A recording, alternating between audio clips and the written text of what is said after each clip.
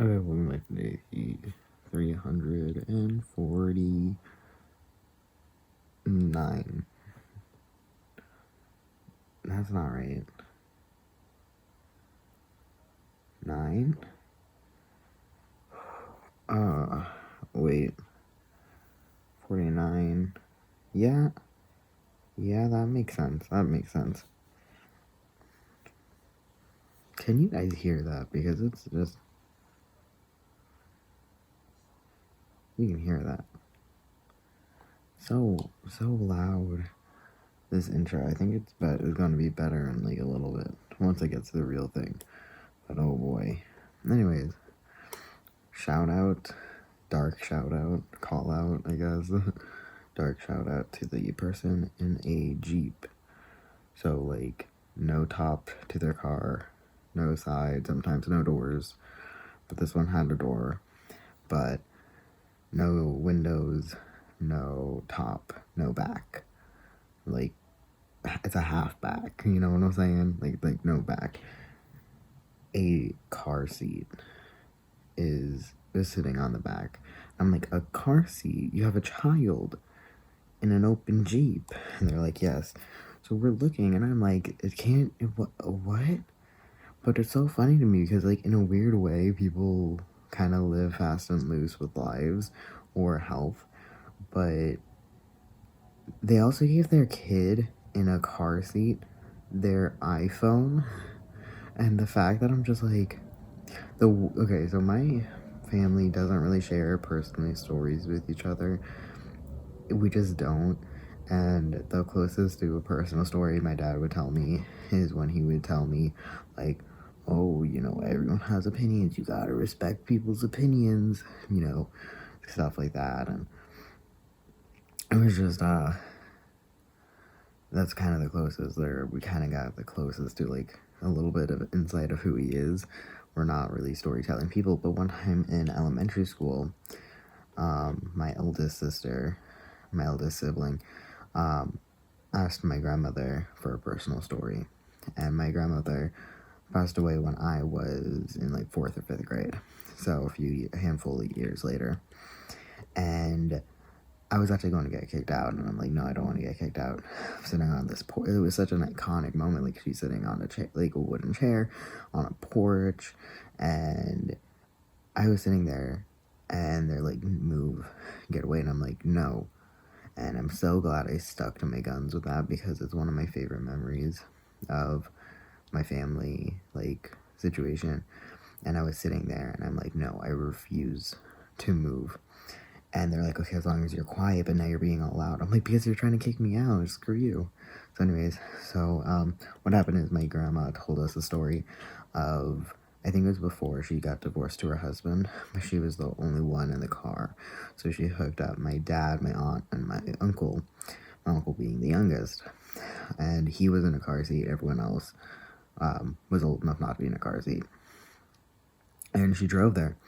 And where she drove to, I think it was supposed to be a little nicer than, like, if they're just going to, like, the store or something. I don't know. But what happened was, either way, you're supposed to have shoes for all your kids. Apparently, my dad realized that the kid, my uncle, he could reach that to, because of the height, I guess, he could reach it to open the window. So he opened the window and goes, I dare you to throw your shoe out the window. And so apparently, my grandmother knew what happened because somebody eventually confessed. But what happened is, so threw a shoe out the window. Dare you to throw your other shoe out the window. Throws the other shoe out the window. Dare you to throw my aunt's shoe out the window. Throws it out the window. Throws another one. Shows up, 3 kids, no shoes. She's like, I put shoes on you.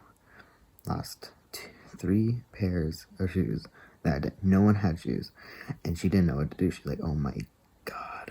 And it was just so anyways, so fun fact, giving your phone to a child in a car seat,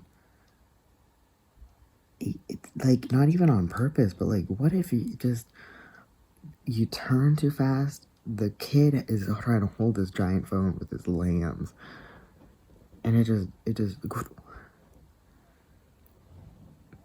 I thought my cat was gonna try to join me, but he settled. And just like throw the phone. What if the phone like? And my sister's like, also the kid is clear. Like it's not that.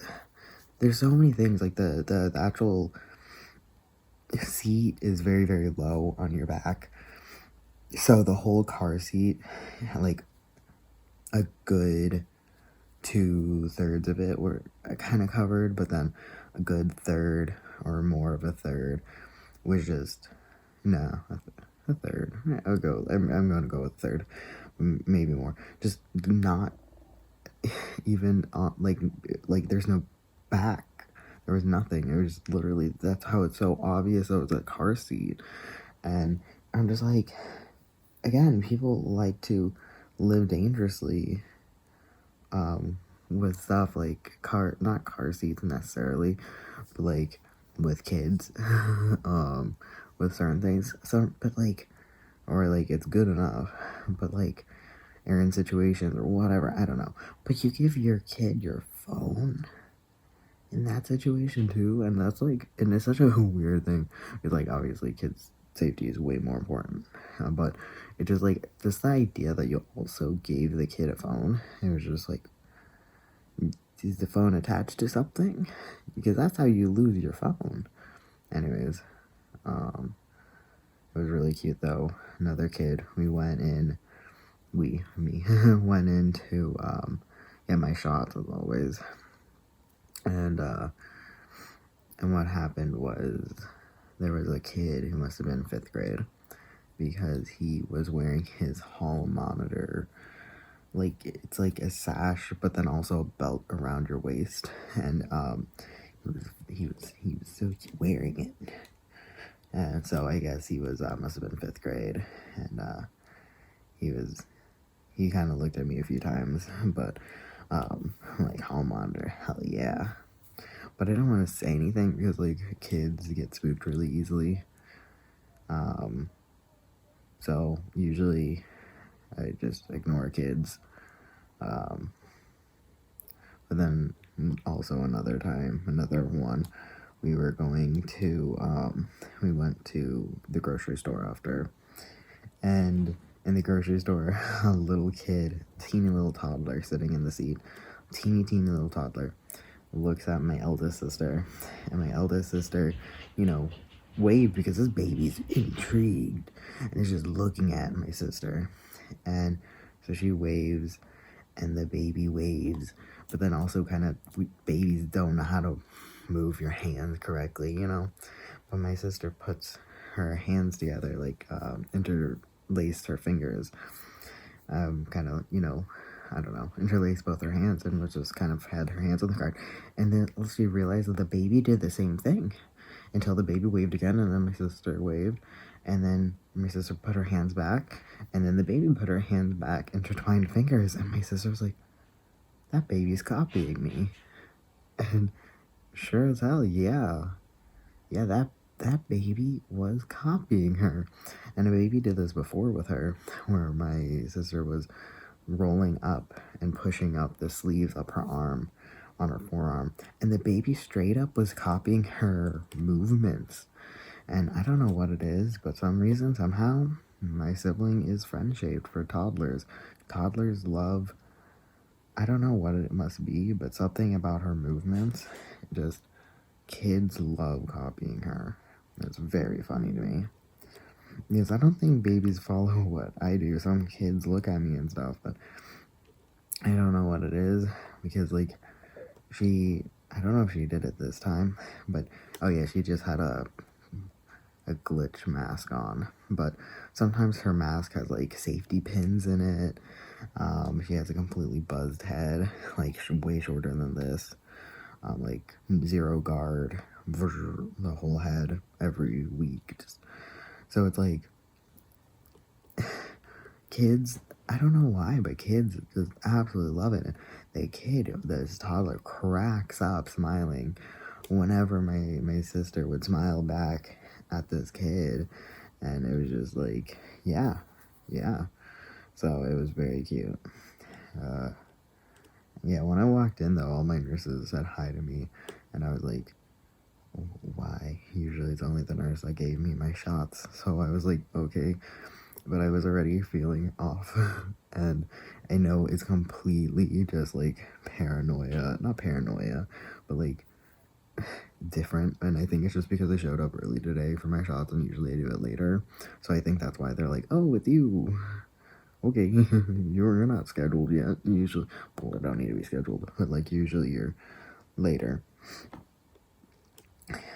But anyways, so yeah, I got a call, and it's my trans case manager for my insurance, and she's like, "What can I do to help you transition?" And I go, "Well, I really wanted to do top surgery. That's the one thing I really wanted to do from the beginning, but that was the one thing I really knew I wanted to do. I didn't know if I wanted testosterone. Thank God I did. Did you hear my voice before? Did you hear my face before? You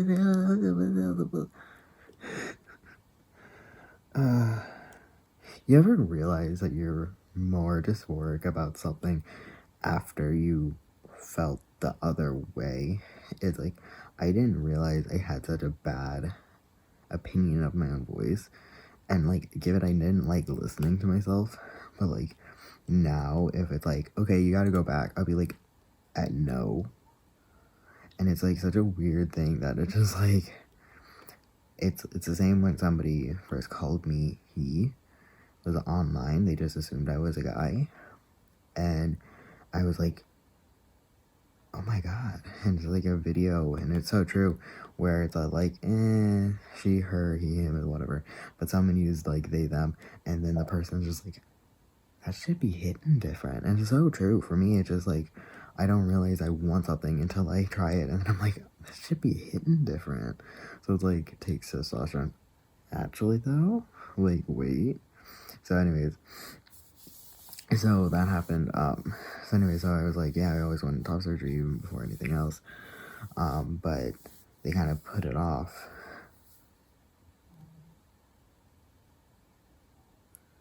My cat is snoring. So what happened is, she's like, oh, I'm like, yeah, I really wanted to get this, because I know you need to, pretty much what you have to do is talk to somebody, a therapist. They will sign off if you're A-okay to get surgery. And if you're A-okay to get surgery, you can then go to the surgeon, figure out what you want, pick your surgeon, do all that, and then get surgery. Here's the problem. From what I read, usually you're supposed to be in therapy, they're like therapy for 6 months to a year, therapy for 6 months to a year. And sorry, my sister just texted about Animal Crossing. I'll text her back in 5 minutes. So what happened is, I guess I should do it now. Okay. Ow, my finger hurts. Ow, that hurt. Relax. So what happened was that, I was told it would be quite a long process. So I was like, let's figure out this process to get the certification, or the certificate, to get the note saying that I'm okay for surgery, like mentally. So I'm like, oh yeah, let's work towards that. She goes, cool, you have an appointment in a week after that. You just get back to me if you want to talk to a surgeon right then. And I'm like, wait. You said a week? And she's like, yeah. And I'm like, not 6 months of doing things? I just have, and she's like, yeah, but the first appointment is until next month. And I'm like, do you realize that I was told this will take, quickly would be 6 months? Like in the insurance official manual on being trans, it said it said it would be 6 months to a year. And so anyways, so I wouldn't tell my mom, but she was busy when I tried to talk to her, talking to a different guy. Yeah, her adopted son. I'm like, I got surgery coming up, possible.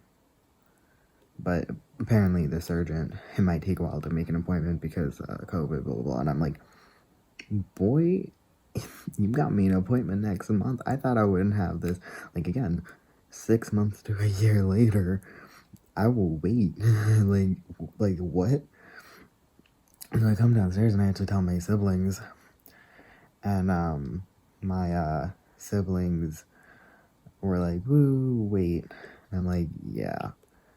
You know what, I don't have that money, because I thought we would have another 6 months to a year before I even had to think about being close to surgery, because that's when I would start talking to surgeons to talk about price and everything. But if that is possibly 2 months, like let's say it takes a month to get an appointment with them from when she signs off, that is 2 months away. And I'm like, wait, and by the way, in 2 months, if that's when I talk to a surgeon, that would be a year since the first time I came out to this insurance and these doctors. I came out very end of December last year to my doctors. I can't believe I did that all during the. That would be an amazing thing if I could get it scheduled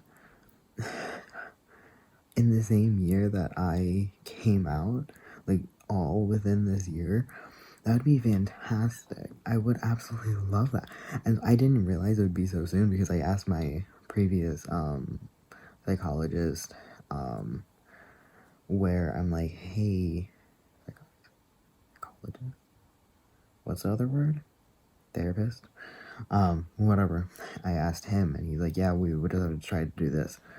And I'm like, yeah, I want that. But apparently now he isn't taking patients, so I don't know if he's not currently taking patients or if that means he stopped work altogether. He seemed to really enjoy his work, so I wonder what's going on. But again, he could just be off for right now, like, but it would be months later. So I didn't ask. But oh man, to have started this, and then what, 2 months after starting this, a month after starting this, I come out to my doctor's, and then 3 months I got my first appointment, and then started my injections, I think a month later. And then now we're here, possibly setting up, if not being in the process, if not setting up, really taking part in this process to have an appointment to get surgery. That would be amazing. That would be an amazing end to this year of this. Oh man. Wow.